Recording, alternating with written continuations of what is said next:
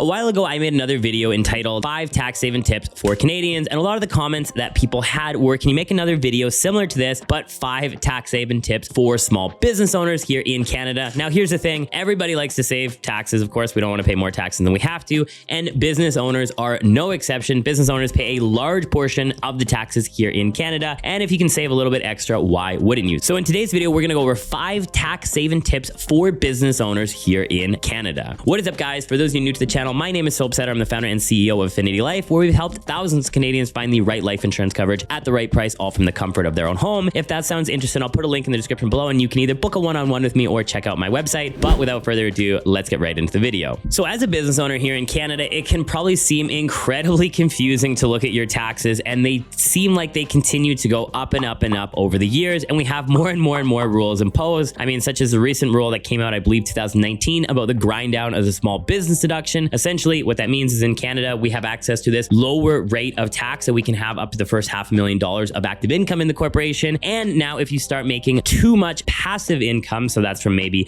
real estate or interest or some type of investment, it can start to grind down your access to that. And there's other rules, of course, as well. But for business owners, it can seem incredibly complicated, all the different rules that are in the corporation, as well as it can seem quite punitive with how many taxes there are. However, there are a few different tips and tricks that you can use to, again, minimize your tax burden as much as possible as a small business owner here in Canada. Number one, we're going to talk about, and maybe this one has been beaten a little bit with a dead horse, but we're going to go over it anyways, is salary versus dividend. Now, I've made an entirely different video specifically on salary versus dividend, and if you're interested in that, I'll link it right there. However, this is what you need to know at the end of the day. Salary is an expense to the corporation, and it's taxable in the hands of the employee or the shareholder, being yourself. And so from a tax point of view, all the taxes are going to be paid by you as the individual, and the corporation is going to receive a deduction. Whereas dividends, on the other hand, is kind of a mix of the both. So dividends there are some taxes that are paid in the corporation, and then when you pay those out to the shareholders, such as yourself, you're going to get a corresponding tax deduction. And there's something known as integration, where basically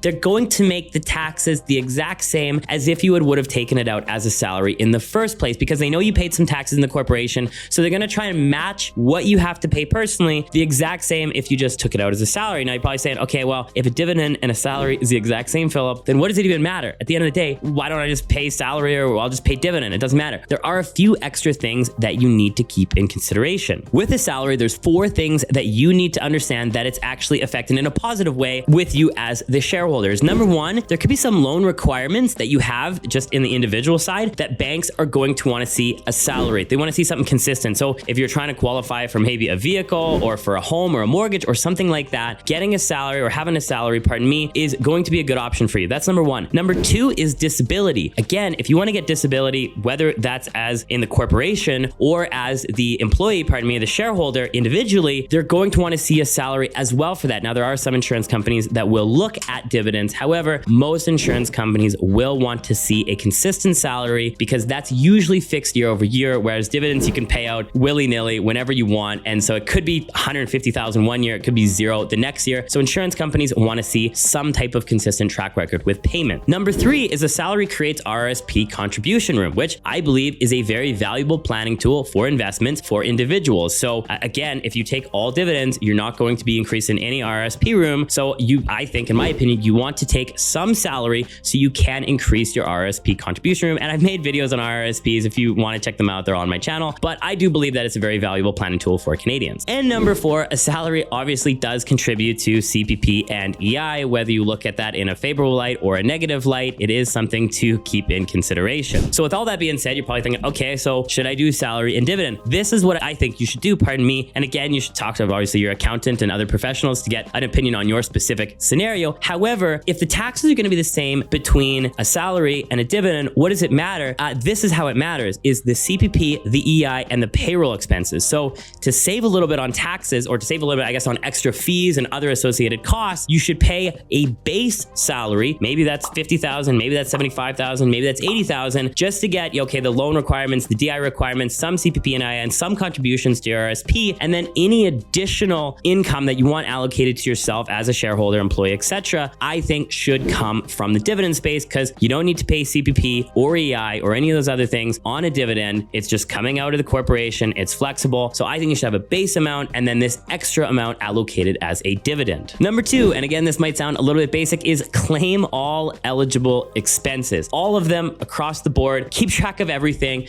If you have a home office, you're writing off a portion of your rent or your mortgage. You might be paying off, or you might be writing off, some of your interest costs on that. You might be writing off your utility cost, your internet costs. Keep track of all of those things and make sure that you're getting compensated from your corporation and you're writing those off as an expense. Same goes with your vehicle. If you're using your vehicle for business purposes, you can write off, again, a portion of the maintenance, a portion of the gas, a portion of the insurance, a portion of all the different costs that are associated with it. Other things such as meals and entertainment. If you're going out, you're meeting people for coffee, if you're going out to, a business event or a seminar, if you're going for dinner, if you're taking clients out to this event, make sure that you're keeping track of all of these things and writing them off all accordingly. And of course, talk to your accountant to get exactly what those are. This seems kind of like a little bit of a basic one. However, you would be shocked at how many people I see that are just buying things, personally. They're paying for coffees, they're paying for all these other things when we are talking about legitimate business purposes during these meetings. So again, it all adds up. All of those gas receipts, all of the coffees, all of the dinners, all of the seminars, all of those things add up, the utilities, the bills, and all these things. So make sure, sit down with your accountant, go through all of your expenses. It's like, okay, what can we actually attribute to the corporation? And make sure you're doing that. Number three, set up a health spending account. So if you haven't heard of a health spending account or you don't know what it is, essentially, I'll try and explain it really simply. And again, I've made another video on it. Just search my channel, health spending account. However, a health spending account is something you can set up in your corporation. Now, depending if your corporation has maybe just you or your spouse or you and a couple people as employees, or maybe you have 150 employees. I'm not sure. So you need to, again, obviously work with someone who's specialized in setting up health spending accounts to make sure you do it correctly. However, what a health spending account allows you to do is submit eligible medical expenses yourself to your corporation, and two things happen. Number one, your corporation gets this as a deduction, and number two, they then get to pay it out to you as a tax-free benefit. So if you personally, as a shareholder of the corporation, or an employee, I should say, of the corporation, are incurring medical expenses, so you might be going to the dentist, you might be buying prescription, you might be getting eyeglasses, any of these things that you're doing, and there's a long list of them, and I made another video and you can look at all that. If you're already paying for them personally, set up a health spending account, because now your corporation receives extra tax deductions within the corporation and you get that money tax-free out of the corporation. So this could be a very valuable tool if you already have medical expenses that you're paying for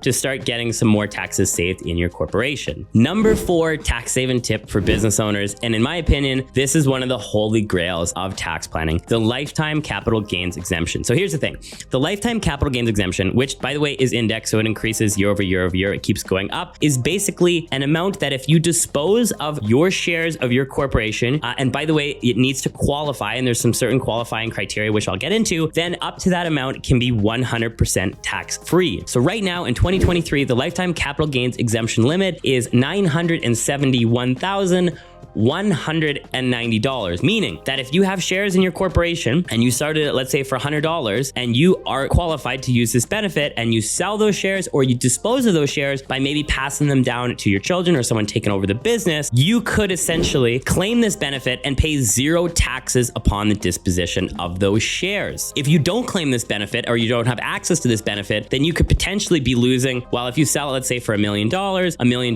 is going to be a capital gain of $500,000 at the highest marginal tax rate, $250,000 in taxes. So if you have a business that's worth, let's say, roughly $1 million and you started it for $100, pardon me, you just subscribed to the shares for $100 when you started it, you're essentially, this is a $250,000 tax benefit that you have available. Now, there are some criteria that you need to be aware of to qualify for this benefit, and it can be very complicated, so I'm not going to get into the nitty-gritty of it. Essentially, the major requirements are that you don't have passive assets in your corporation. So what are passive assets? Well, passive assets could be something like real estate when you're not in the real estate business, or mutual funds, or stocks, or bonds, or GICs. Cash could be considered a passive asset. Life insurance, the cash surrender value within life insurance could be considered a passive asset. So you need to have basically none of that in the company that you want to to sell. So where I think this is a very valuable planning tool for business owners is one, if they do plan on selling their business, or two, they are considering passing the business down to their children. This is a very valuable benefit that can be utilized for those business owners that are looking for that. However, if you're a business owner that's just operating more as like a sole individual, you're just a sole operator, you're going to operate the business until maybe you're 55, 60, 65, at which point you're just going to stop doing the business. You're going to retain the corporation because it has a bunch of cash in it, but you're just essentially going to live off of that cash and withdraw it to fund your retirement or whatever you want to do with it, then I don't think this is that important to you. But again, if you plan on selling or passing down, this is a very valuable benefit that you need to be aware of. Which leads me to the last tax saving tip that I have for business owners. And of course, you probably guessed it. This is a life insurance channel. It's life insurance. Here's the thing. Life insurance, when used in a corporation, has so many special tax attributes that come along with it. Number one, all the growth within a life insurance policy, such as maybe a whole life insurance policy or a universal life insurance policy, can be tax-free up to certain limits. So whereas your traditional investments within your corporation can be taxed as high as 50%, the earnings and the growth within your life insurance contract can all be tax-free. That's number one. Number two, I mentioned at the beginning of this video about the grind down of your small business deduction. So if you have other investments within your corporation, eventually you're going to get to a point where you're earning so much off those investments where your access to this small business deduction, you essentially lose it. You lose access to this. And now your corporation is going to be taxed at the highest tax rate within a corporation, the general tax rate, which, just to give you a little bit of ideas, again, it's different from province to province. In Alberta, the small business deduction can be like 9 to 11%, whereas the general rate is 27%. So it's quite a bit higher. Life insurance and the growth within a life insurance contract does not contribute to the grind down of this small business deduction. So if you are starting to feather that limit, you have some investments within your corporation or set of corporations, and you're looking at ways to stay below that limit so you can have access to this small rate,